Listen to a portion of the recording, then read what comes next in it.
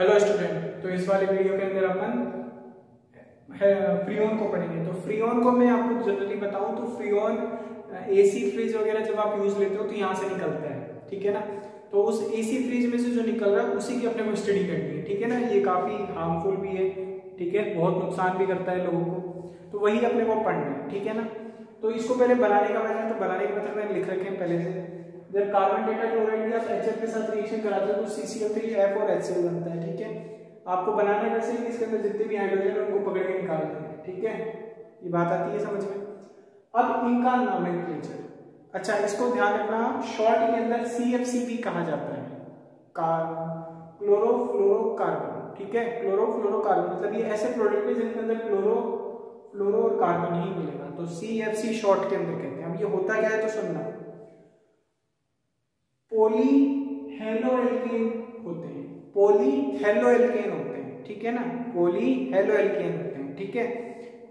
अब सुनना ये कैसे, तो सुनना, जैसे देखो इसके अंदर 4 हाइड्रोजन है और 2 कार्बन है, तो ये एल्केन है। तो एल्केन के अंदर जो प्रॉपर्टी होती है वही कुछ इसमें प्रॉपर्टी होती है, लेकिन ये रिएक्टिव ज्यादा होते हैं एल्केन से। समझ में आ रही है बात। अब सुनना कहानी, इसका सबसे पहले अपने को क्या पढ़ना है, इसका नोमेनक्लेचर, इसका नामांकन, कैसे नाम करते हैं। तो नोमेनक्लेचर आप पहले 10th में ही पढ़ चुके हो, वही अब है यहाँ पे, लेकिन यहाँ कुछ ट्रिक बताऊंगा मैं, ठीक है ना। तो ट्रिक से अपन चलेंगे। तो ट्रिक सबसे पहले अपन अपना बेसिक सीखते हैं, जो बेसिक है अपना, तो बेसिक सुनना। सबसे पहले अपन ये देखे थे कि फ्रीऑन, ठीक है, फ्रीऑन 3 वर्ड लिखेंगे आपको, X, Y और Z, इस तरीके से 3 वर्ड लिखेंगे। तीनों वर्ड में सुनना, X का मतलब होता है कि कार्बन की संख्या में से घटाओ, Y का मतलब होता है हाइड्रोजन की संख्या में एक जोड़ो, और Z का मतलब होता है फ्लोरीन की संख्या। ऐसे 3 शब्द वर्ड होते हैं, कार्बन की संख्या में से घटाओ, हाइड्रोजन प्लस 1 और फ्लोरीन का नंबर। बस आपको ध्यान ये रखना है कि एल्केन के अंदर वैलेंसी कितनी होती है। अब वैलेंसी आपको पता होनी चाहिए, जैसे 2 एक कार्बन है तो उसकी वैलेंसी कितनी होती है 4, समझते हो ना। 2 कार्बन होंगे तो उसकी वैलेंसी कितनी होगी 6। अब 8 मत कर देना, क्योंकि देखो 1 2 3 4 5 6, क्योंकि 6 ही तो फ्री वैलेंसी बचेगी उसके पास। ऐसे 3 होंगे तो कार्बन 8, समझ गए। तो आपको फ्री वैलेंसी पता होनी चाहिए एल्केन की। अब सुनना, जैसे मान लो आपने कोई क्वेश्चन ऐसे लिखा हुआ है कि फ्रीऑन 114। अब इसका नाम करना है, तो इसका नाम कैसे करना है तो सुनना। सबसे पहले देखो फ्रीऑन, इसका फॉर्मूला बनाना है। सबसे पहले नाम दे देना, नाम से फॉर्मूला बनेंगे अपन। तो सुनना, पहला वर्ड जो है वो आपको X है, X क्या मतलब है कार्बन की संख्या में से 1। अब यहाँ कार्बन की संख्या 1 है, मतलब C-1 की वैल्यू लिख दे रखी, इसका मतलब फॉर्मूले में कार्बन कितना होगा 2। यहाँ 2 होगा तभी तो 1 में 1 घटाओगे तो 2 आएगा, तो इसका मतलब फॉर्मूले में C2 है। समझ में आ गई बात। ये कितना लिखा है 1, तो दूसरा लेटर यही बता रहा है, ठीक है। तो दूसरा लेटर है H+1, इसका मतलब हाइड्रोजन का नंबर यहाँ कितना है 0, तो 0 + 1 कितना आएगा यहाँ पे 1, तो यहाँ पे कितना लिखूंगा H+1 की वैल्यू, तो H+1 की वैल्यू मेरे पास 1 आ गई, इसका मतलब हाइड्रोजन कितना होगा 0 और ये कार्बन 2। बोलो आती है बात समझ में। तो यहाँ पे हाइड्रोजन है ही नहीं। अब अगले पे आ जाओ, तो इसका मतलब ये कि फ्लोरीन, तो फ्लोरीन आपका कितना है यहाँ पे, तो फ्लोरीन है आपका 4, इसका मतलब फ्लोरीन 4, तो इसका मतलब आपको C2F4। लेकिन आप ये सोचो कि 2 कार्बन होते हैं तो उनकी वैलेंसी अभी बताइए सर आपने 6, तो यहाँ भी 6 वैलेंसी देंगे और फॉर्मूले में आप बोलते हो क्लोरोफ्लोरोकार्बन होगा। तो फ्लोरोकार्बन दिख रहा है लेकिन क्लोरो नहीं दिख रहा, तो आप खुद दिमाग लगाओ। 2 कार्बन के कारण वैलेंसी होती है 6, लेकिन 2 वैलेंसी मैंने फ्लोरीन से भर दी, तो अब कितनी वैलेंसी 4 बच गई, क्योंकि 6 होती है तो 2 लगा दी फ्लोरीन से, तो 4 बच गई, तो 4 क्या लगा दूंगा क्लोरीन। तो ये क्या बन गया फ्रीऑन 114 का फॉर्मूला है। समझ में आ गई बात। अब कई बार नाम से भी फॉर्मूला करते हैं, तो नाम से फॉर्मूला आप कर लोगे। देखो कैसे, तो सुनना, जब नाम से फॉर्मूला करते हैं तो आपको एक चीज सोचनी है कि इसकी संख्या, अब ये 2 है ना तो इसको 1 घटा दो। नाम लिखने के लिए सबसे पहला तरीका ये कि आप लिख लो ऐसे फ्रीऑन, लिख लोगे नाम। ये कितना लगा हुआ है 2, तो 2 में से 1 कम करो तो कितना हो जाएगा 1। समझ में आ गई बात। अब इधर कितना लगा हुआ है देखो। अब उसके बाद में इसको मत पकड़ो, इसको पकड़ो फ्लोरीन को, तो फ्लोरीन ये कितना है 2, तो फ्लोरीन होता है आपका तीसरा नंबर। अब बीच वाला बाकी रह गया, तो बीच वाला लगा दो 1। कैसे, तो सुनना, बीच वाला 1, ये तो समझ में आ गया 2, क्योंकि फ्लोरीन होता था इसमें 2, है ना। अरे सुनो एक बार, सुनो सुनो सुनो, यहाँ फ्रीओन था, रुको एक मिनट, फ्रीओन था 4, तो फ्लोरीन का नंबर यहाँ सही 4 आएगा, फ्लोरीन का नंबर 4 आएगा, यहाँ 2 आएगा, समझ में आ गई। तो यहाँ भी फ्लोरीन का नंबर 4 हो जाएगा। तो सुनना, अब यहाँ पे जो क्लोरीन है, क्लोरीन का नंबर यहाँ कितना है 1।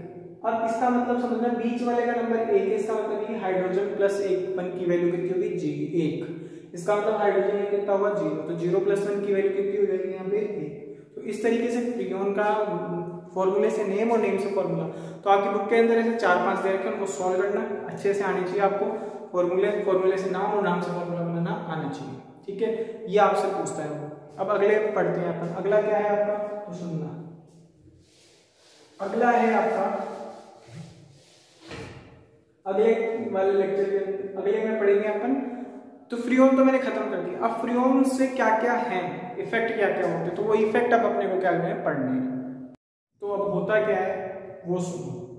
होता ही है कि जब आप CFC यूज करते हो तो अपने जो समताप मंडल है, उस समताप मंडल के अंदर क्या है कि ओजोन होती है आपसे जैसे 20,000 किलोमीटर ऊपर, ठीक है ना। ऐसे मंडल होते हैं, बहुत सारे स्फीयर होते हैं, तो उसके अंदर एक आता है स्ट्रेटोस्फीयर। जैसे आप मान लो यहाँ खड़े हो, तो आपसे 20,000 किलोमीटर की ऊंचाई, एक होता है समताप मंडल। क्या होता है, समताप मंडल। उस समताप मंडल के अंदर क्या होता है, ओजोन का लेयर है, इसका O3 का लेयर है। तो जब आप CFC यूज ले रहे हो तो ये CFC क्या करता है, इस ओजोन लेयर को तोड़ देता है। तो अब ये ओजोन लेयर तोड़ने से अपने को क्या फायदा, तो फायदा देखो क्या है, सुनना। जो सूर्य चमक रहा है, तो इस चमकते हुए से क्या होता है, यूवी रेज आती है। कौन सी, यूवी, अल्ट्रावायलेट। अब अल्ट्रावायलेट किरणें बहुत खराब होती है, यदि अपने कांटेक्ट में आ जाए तो अपने कैंसर, मोतियाबिंद की कोई लेडी यदि प्रेग्नेंट है तो उसकी प्रेगनेंसी खत्म हो सकती है। ये इतनी हार्मफुल होती है, अपने लिए बहुत नुकसानदायक है। तो ये जो है ये नुकसानदायक ये बहुत है। तो अब क्या है, इससे बचाने के लिए अपने को ओजोन क्या करती है कि इसको यही रोक लेती है और अपने अंदर अवशोषित कर लेती है, ठीक है। अब ये जो अवशोषित कर रही है और हम क्या कर रहे हैं, हम ये कर रहे हैं कि यहीं से हम AC कूलर वगैरह चला के इसको खत्म कर रहे हैं। जब खत्म करेंगे तो ये सीधा ह्यूमन के कांटेक्ट में नहीं आएगी, और जो कांटेक्ट में आएगी तो हमको कैंसर वगैरह हो जाएंगे।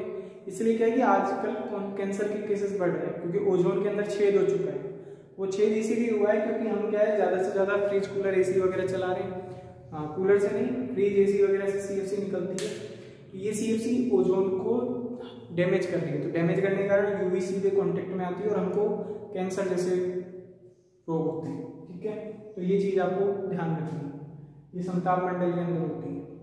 अभी मैं बताऊं तो लॉकडाउन में तो पॉल्यूशन का स्तर कम हो चुका है, तो 50% से ज्यादा जो ओजोन के अंदर, अंटार्कटिका के अंदर छेद है वो भर चुका है, ठीक है ना। ये मैं आपको एक न्यूज दे रहा हूँ, ठीक है।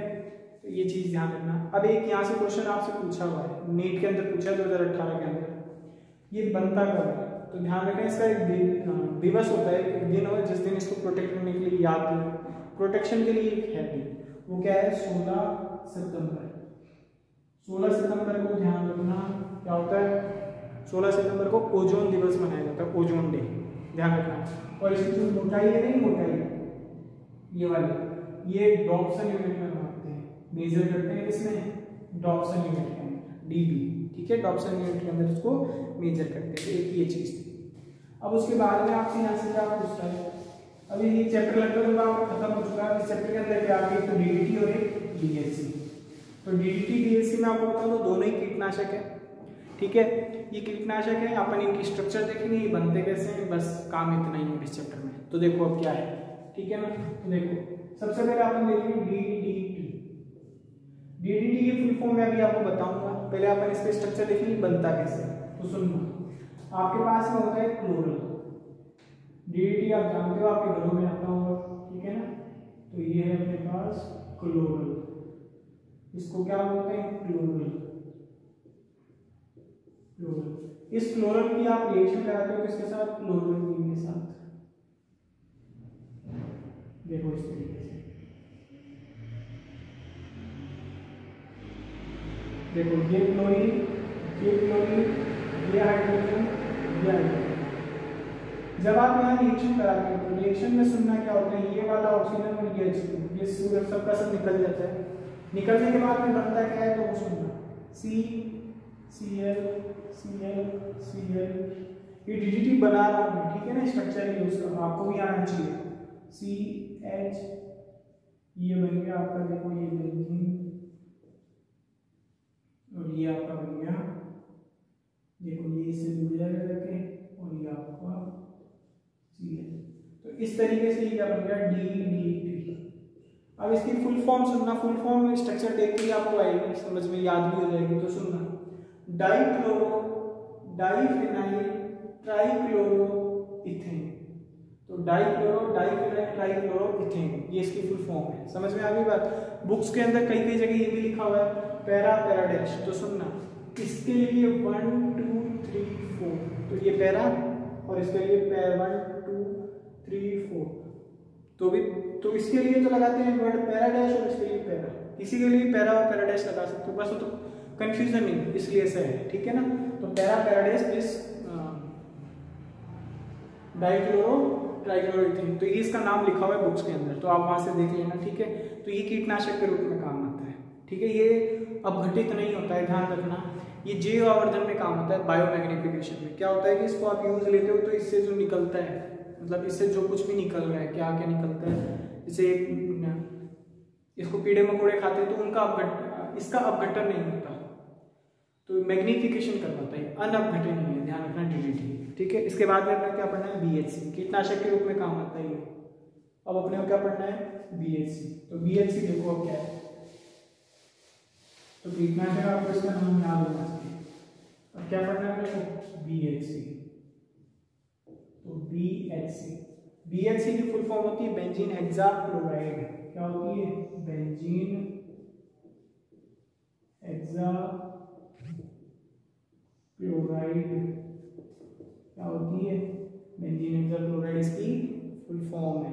अब ये बनता कैसे, तो वो सुनो। आपको सबसे पहले क्या करना है, बेंजीन ले लेना इस तरीके से, बोलो ले लोगे।